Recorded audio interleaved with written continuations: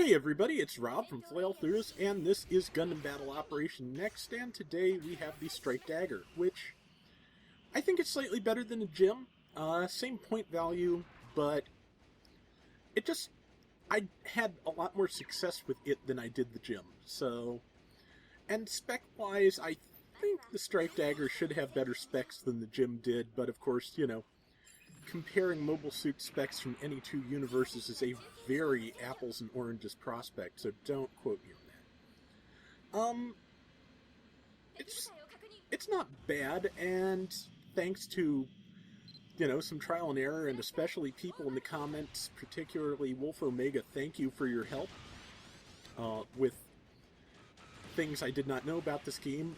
Any weapon marked aim on your mobile suit's weapon loadout, if you hold square to fire it, or hold whatever its fire button is, until you have a red reticle show up over the mobile suit that you're targeting, it will be more accurate and have a certain amount of homing.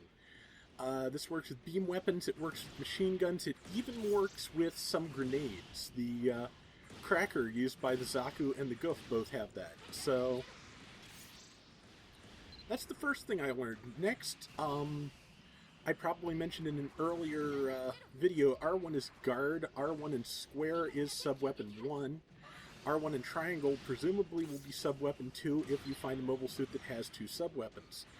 R1 and L1 together are what trigger your special skill, and R1 and circle is the tackle, which I am still trying to figure out how to use. It seems like it's kind of the opposite of the original Gundam Battle Operation, in that it can be countered very easily via melee, but if you manage to tackle someone who is not attacking you, you can do very heavy damage.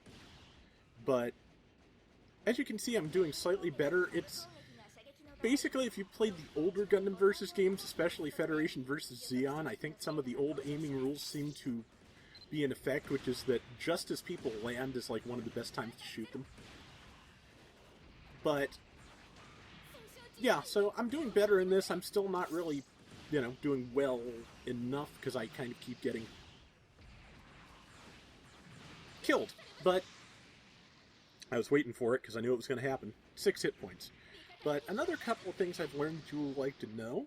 Again, thank you to commenters for telling me this, and also, occasionally trial and error. Sometimes I get things before you guys do, sometimes I don't. Mostly I don't. But if you go to any checkpoint you control there and crouch in it, you'll recover health. So if you have a chance to get away and not cost your team the points, and you can get to one of those checkpoints, it doesn't take very long with these low-level MS to really get your health back up to full. So I recommend it. But yeah, the other thing I figured out is, which I didn't know as of when I recorded the first time, I'm doing voiceovers for these as opposed to commenting as I play, you can probably tell. But what I didn't know the first time is how the mobile suit system works, which is that to get items, or to get mobile suits in this, the drops that happen after a battle,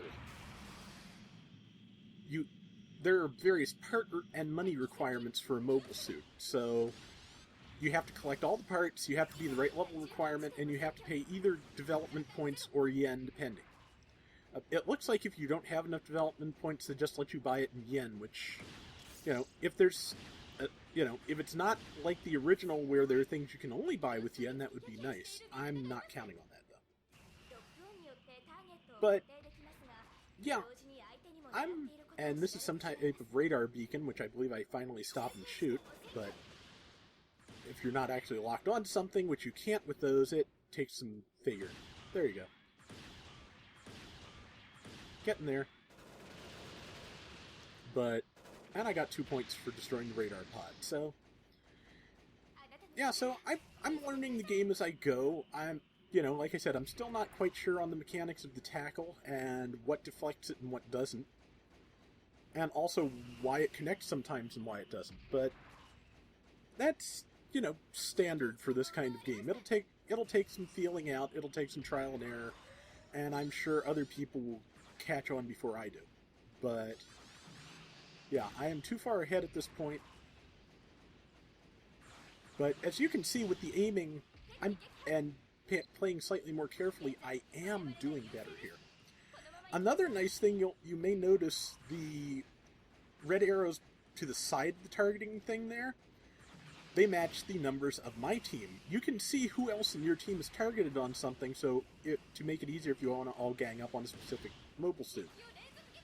So, and also the ones that show up in green, just like when your targeting lock is green, that shows you who is locked on but out of range. So, you know, there's a lot.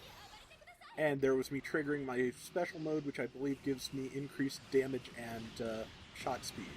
Which, no, I got the assist on that one, but yeah, I've had some pretty good rounds. I think the highest kill streak I've gotten is 4, which I think third strike. I've managed 3 in this round, but not 4. 4 I managed in my goof, which you will see eventually. If I haven't recorded it yet, I ultimately will. But I'm getting the hang of it. I'm enjoying it. Sometimes it is every bit as frustrating as the old Gundam Battle Operation. Sometimes it isn't. But, you know, it's a different game. It will be frustrating in different ways. That's the best way I know to put it. Okay, 2 people locked on me. I'm about to die. Yep, because I got caught by that tackle, and that's probably enough. Yep. That was an M1 Astray, and they're pretty nasty. I need to get one myself. So far, I've only gotten the Goof and the Jin long-range recon type, I think it is, something like that. Either way, it's a support-type mobile suit, and I do not have the knack of support yet. I don't like that you have to discharge your thruster gauge to do fine aim, because that's bothersome, especially for snipers. But I'm betting if I get the right upgrades, I would find a way to make that not cost boost. I'm just guessing. But almost. Vulcans got it.